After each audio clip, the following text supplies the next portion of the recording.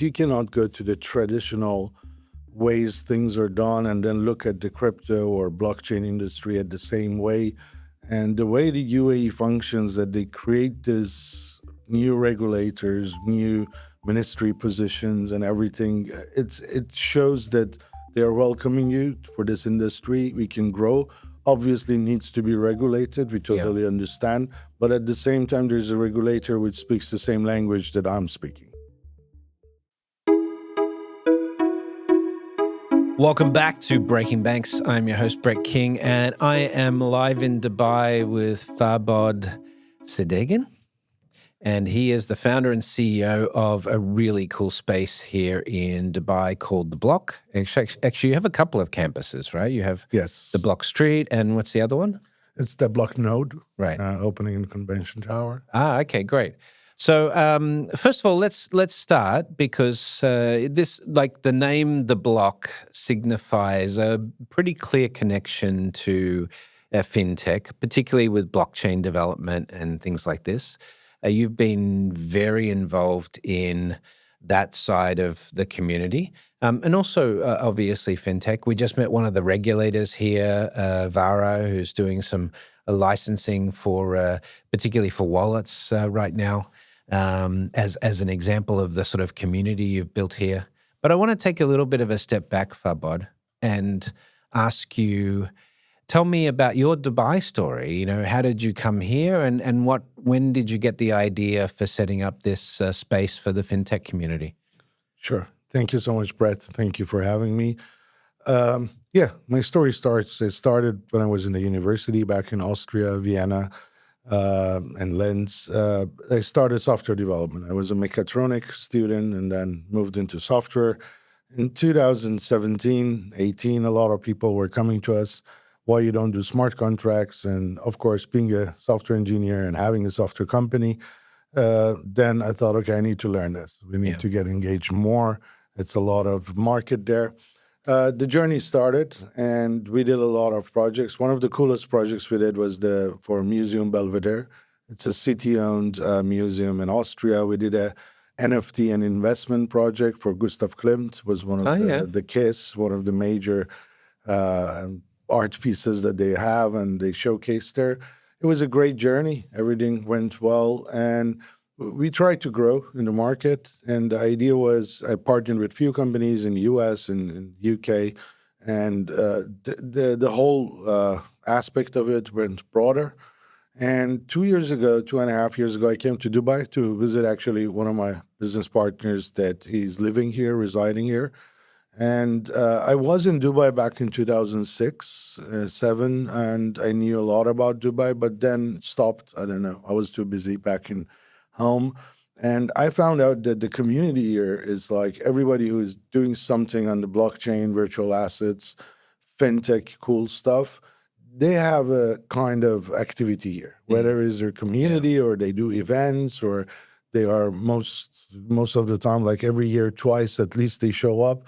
I found the opportunity that this is great. I can be in one place and meet great people as your good self over here, and without moving much and trying to gather everyone together and come up with new projects and growing this industry. And I was walking around and looking for locations, offices. Right.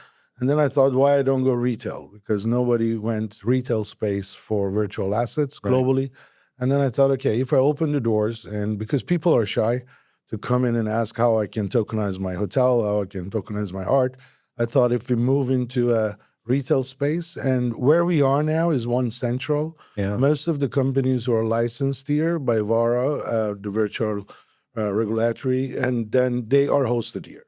And then it was really fun walking in this area. You meet the Binance team, you meet OKX team, Bybit team, everybody around.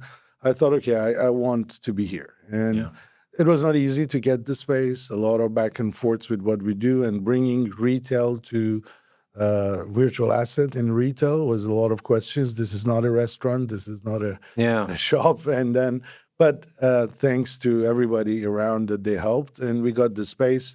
We did the renovation, and now we are acting as our great community. Everybody who does something with AI, fintech, and digital assets combined, that's their home, and we would love to host them and discuss projects.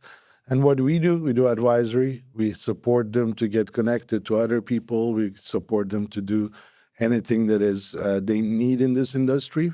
And we go from A to Z. It means you come here from regulatory side, issuance, distribution, global distribution, marketing, PR, all of those we would support out of here. And not everything we do. Of course, the ecosystem behind us, we connect to the people with the great people in the industry to support each other and grow faster. That sounds good. I mean, you start with the smart contract conversation. It's interesting. I was in Boston in 2013 at Swift's Cyburst conference, and we had Vitalik Buterin speak. Okay. And, I've known Vitalik since then, and amazing guy, but that's the first time I heard about smart contracts was back then. And now we're on the cusp of seeing this explosion of smart contracts, particularly around stable coins, for supporting autonomous business, because we won't be running autonomous business at scale on traditional core systems and fiat. We're going to be using stable coins and smart contracts and DAOs and things like that, more autonomy. So it's a really sort of interesting time to be in the space. True. But I also think one of the things that is interesting to see what's happened is when we started with the whole crypto space, it almost came as sort of a subset of fintech, but then became its own beast. But now with regulation coming into the space, it's almost like fintech and crypto are coming back together in some ways. So tell me about how you see that, things like VARA and the regulation of stable coins and virtual assets, how that, as it's become more regulated, how that sort of fits more in the macro fintech space. Sure. Look, through this journey when we started, it was just like having the very tech side of guys creating great products. But the regulators, banks, they were like, okay, what's happening here? What's going on? Yeah. Through these years, the journey, actually, I find it really interesting that the journey is exactly as you mentioned, fintech and the crypto and all banking is coming together again. The regulation, of course, slows down the development of the great ideas that comes up, but is necessary to make sure that everybody are safe with what they are doing. Especially one of the main reasons that I am in the UAE at this moment, it's the move was also to know the regulators, because in other jurisdictions, I don't want to name them, but it's really tough. You're always fighting a regulator that does not want to understand what is the need of the market. In the UAE, we have been lucky to have multiple regulators that they understand it, and specifically with VARA, which we met today, it was they listen to you. They go into the details. They listen to you. They want to know why you are doing such a process, and it has helped a lot that the evolution of the technology that we are building, all of us working together, the blockchain, the non-banking model, the transactions instantly, globally, less fees, and even stable coins. I see it really interesting moving, and the regulators ease our life here. But at the same time, I think without regulation, we wouldn't grow, because we would need still a lot of support of different governments. And to become globally, like as a product, we need the regulation.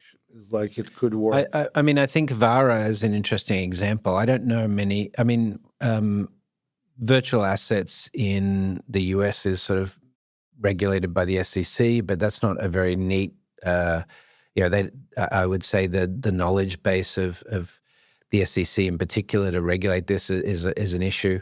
So to have a VARA stands for Virtual Asset Regulatory Authority, right? Yes. So to have a specific authority for that in the UAE is progressive.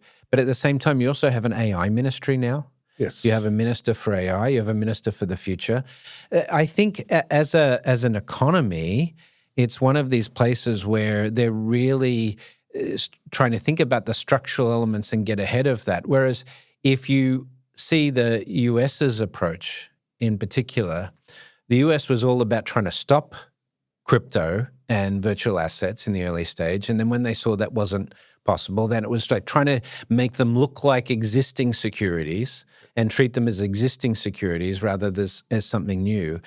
So I think it's really interesting to see this as as example of an economy where they're saying, all right, well, this is something net new. We need a new type of regulatory framework for that. We need new government support for that.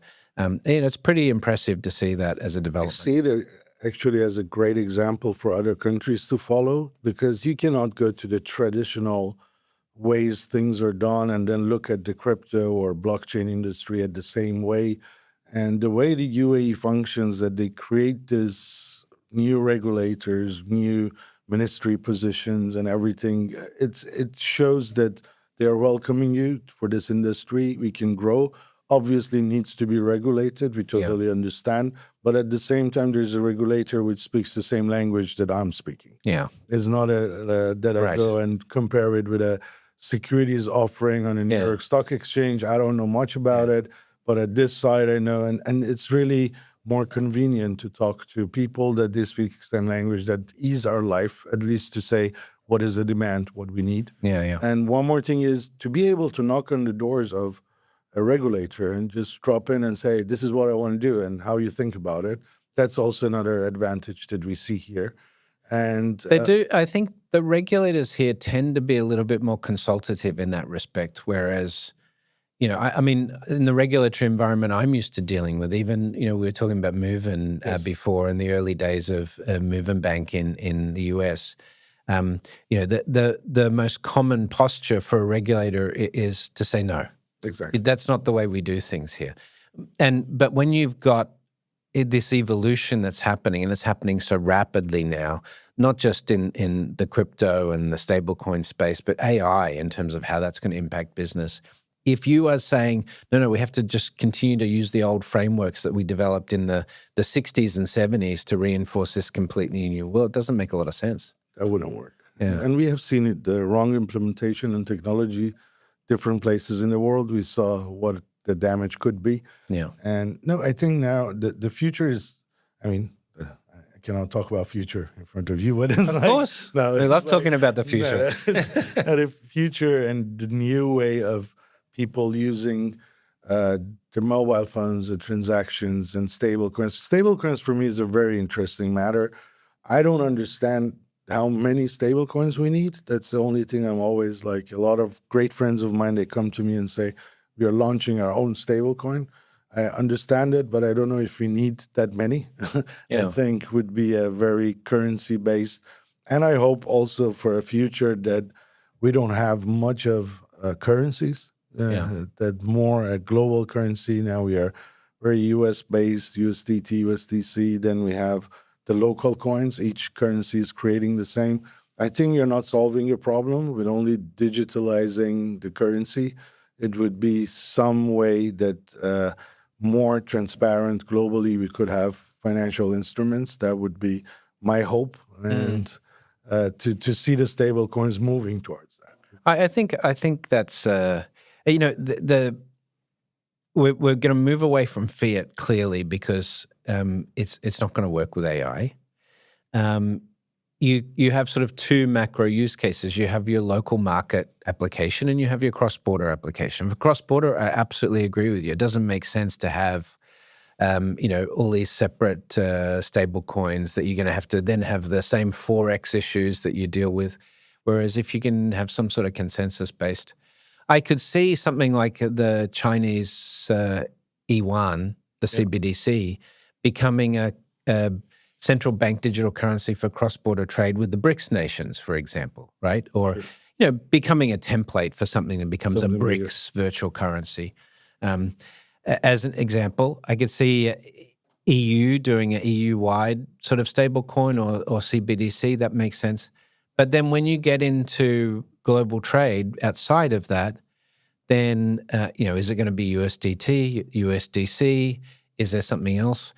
One of the risks of the US infrastructure right now is people want to go away from US dollar linked stuff because of the risk of sanctions. Exactly. And USDT and USDC don't actually remove the risk of sanctions, per se.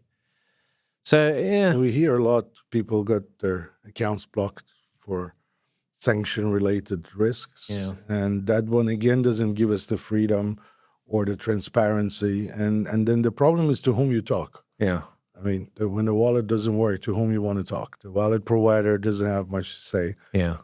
I think connecting to USDT authorities, it's gonna not be that fast. Yeah, It's exactly. it's not quick. And then, I think it's a lot of change in that. But I feel very happy, actually, the way the industry moves, because before we had islands, now even the AI guys, everybody are talking about AI, but it's good that the AI, fintech, blockchain, all they are putting hand in hand to support the different industries. Yeah, they're realizing that it has to be, we're building new infrastructure, and you can't build that in isolated pockets. You have to The be. islands doesn't work anymore. The idea would be to have everything together, supporting it. And I see that because here we have a lot of pitches. Startups come, pitch their ideas, and then I'm always hanging around looking what's going on in the market. It's really impressive to see that collaboration is moving back. Before it was not that much. Let me come back to the space that you've created here in the block. And just for people who are joining us, from the States, Singapore, Australia, UK, that might be coming here to Dubai, just explain for us the purpose of this space. You said you created this space in the retail area, but there's a lot of virtual asset and blockchain and fintech crowd around here, as you mentioned some of them. But take us through the space and the purpose that you built into the design here. Yeah, the idea was the retail was easy access, no registration required, open the door, enter. What we have here is starting with a co-working spaces that is handled as a kind of healthy juice bar plus co-working space plus all the facilities you need to actually work under the day working hours. And then the idea was to have a launch pad. And the launch pad is a large screen, waved screen, and with a buzzer that we are simulating something like New York like the Stock New York Stock Exchange, Exchange, ring the the bell. bell. Yeah. We I get have it. ship horns here. You click on it and the sound goes on and you can launch. And because of everything have digital screens in the walls, easy for you to have your own branding, everything, your team celebrating fundraising, joint ventures, everything could be hosted here. Also speeches that they're standing. Then we have a kind of pitch panel discussion platform, capacity of 60 to 80 people. And then again, a full screen integrated, speakers, microphones, everything ready to go. The idea is a lot of startups need places to pitch their investors. Some, they want to discuss about their idea. And that's the open space we have. You can anytime book it or come in and have your crowd enjoying that. Then, of course, meeting pods, another way of having the whole co-working space. And then the podcast studio that is fully operated all day with our team and it can be used. And when at the end, this is where everyone knows us. And then what we offer, we do business development as a service. People that they are globally located, they want to have the GCC market and they don't have specific staff or they don't want to spend that much or they want to get connected faster. That's what we do. Big brands internationally, they say, Farbod, we want to have one person there hosted with you guys, connect them to grow our business there. That's one of the services. The other one is that they say, okay, globally, we want to issue something. It's a digital asset and mixed with AI, fintech. How we do it, we structure that for them. And because of the ecosystem which is behind the block, then we support them to get to the right people. I mean, if we do it, we do it. If we don't, we have the right partner. And always people say, why should we work with the block? And say, I save you a lot of money and time because that's all what we do. Because I did already enough mistakes and it was the start of it. We didn't know to whom we go. at least we have strategically in each category what you need. We always have the right partner. That is, we know them, we worked with them, and we know their performance. And that's very time saving. And that would be, I think, for every project, very crucial to save the time to launch. Awesome. And the rest of it is more and less entertainment, joining the community, meeting with people. Well, you have the pod studio, which we're in right now. But what's your favorite part of the space? Actually, personally, the launchpad. I love that feeling of celebrating something with a huge screen. And So it's a buzz. big wraparound curved Yes. convex screen. Yes. You've got the ship horn. You've also got place for plenty of people to sit and hear. It's That would be my favorite. And I love more and more companies to celebrate within here. We call this one the Block Street. It looks like a street of all these engagements. Then we have Block Node is more meeting rooms and auditorium and convention tower, also retail space at the entrance of the convention of Dubai. And the third one coming up in Abu Dhabi, Reem Island, also Nice. retail space. That one is called the Block Capital. Oh, nice. And is because it's Abu Dhabi, It's the the capital capital. of capital, then we just named it. That one, very similar style as here, but more concentrated on pitching and investor lounge and so on. And Fantastic. That's the journey. Well, Farbod, it's been a pleasure to be in your space here today. We thank you for your strategic partnership with Breaking Banks as well and Provoke Media. You were a big supporter of the Futurist Summit last year as our media partner there. So it's really exciting to see this space finally coming together. And if you're coming to Dubai, make sure you check out the block of the various types. But if you're in downtown or One Central area near the Museum of the Future, definitely come and check out the Block Street. And how can people find out more information about the block, Farbod?